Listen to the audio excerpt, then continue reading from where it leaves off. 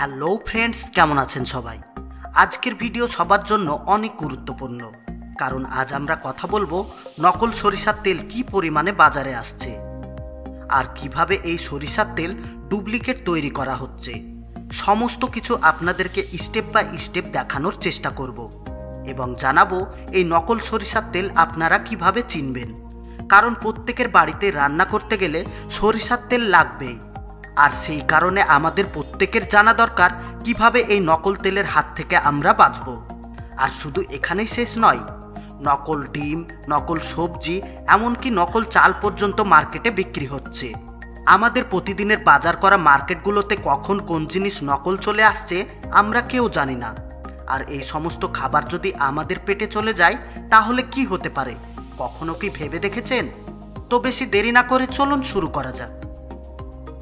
বন্ধুরা, ভারত এবং বাংলাদেশের 90% মানুষ মুদিখানার দোকান থেকে সরিষার তেল বোতলে কিনে খায়, আর তার মধ্যে গোটা গোটা টিনের তেল মুদিখানার দোকানে খোলাও বিক্রি করা হয়।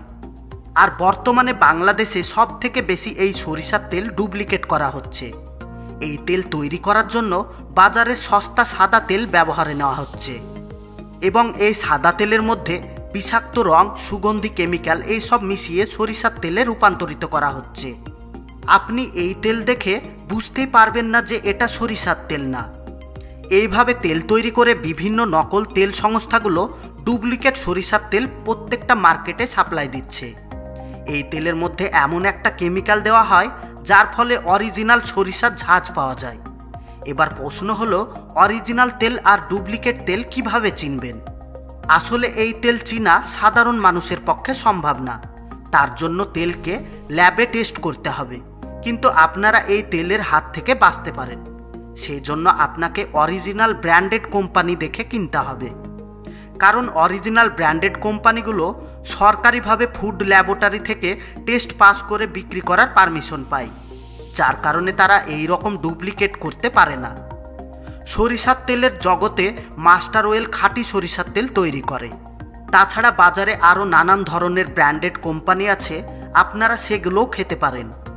চলুন এবার এক ঝলকে দেখা যাক এই মাস্টার অয়েল কোম্পানির সরিষার তেল কিভাবে ফ্যাক্টরিতে তৈরি করা হয়।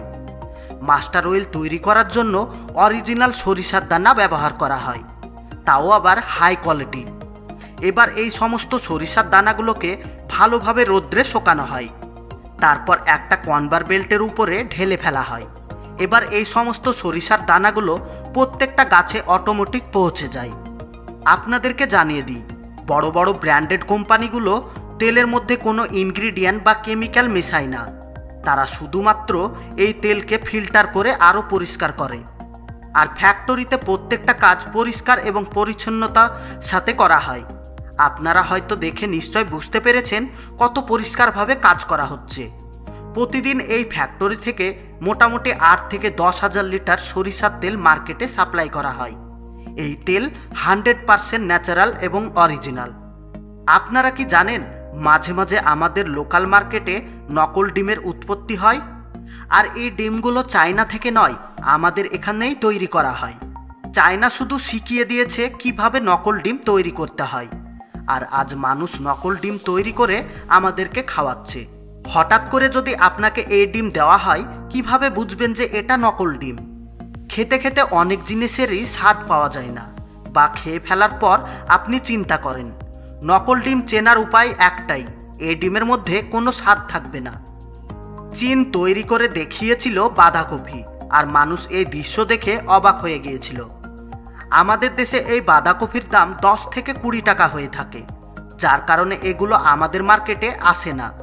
কিন্তু পৃথিবীতে অনেক দেশ আছে যেখানে 200 থেকে 300 টাকা করে এক একটা কপির দাম হয়ে থাকে, আর সেই সব জায়গাগুলোতে এই ধরনের নকল কপি বিক্রি করা হয়। আমাদের দেশে অনেক ধরনের সবজি নকল করা হয়। একটা সবজির দোকানে সবজি 2-3 দিন থাকার ফলে সেগুলো শুকিয়ে হলদে হয়ে যায়, যে সবজিগুলো আর খাওয়ার যোগ্য থাকে না। কিন্তু বর্তমানে সবজির দোকানদাররা এমন একটা কেমিক্যাল ব্যবহার করছে যার ফলে 4-5 দিনের পচা সবজি আবার কাঁচা সবুজ হয়ে যাচ্ছে। অনেক মানুষ এই দৃশ্য দেখার পর তো নিজের চোখকে বিশ্বাস করতে পারছিল না। একবার ভেবে দেখুন তো, এই ধরনের দৃশ্য দেখার পর কি আপনার মনে কি রকম প্রশ্ন জাগতে পারে? যাই হোক, সাবধান থাকবেন। ভারতের ওয়েস্ট বেঙ্গল আর তার সাথে সাথে সারা বাংলাদেশ আমাদের সবার প্রিয় খাবার ভাত, আর সে ভাতের চালকেও চীন দেশ ছাড়েনি।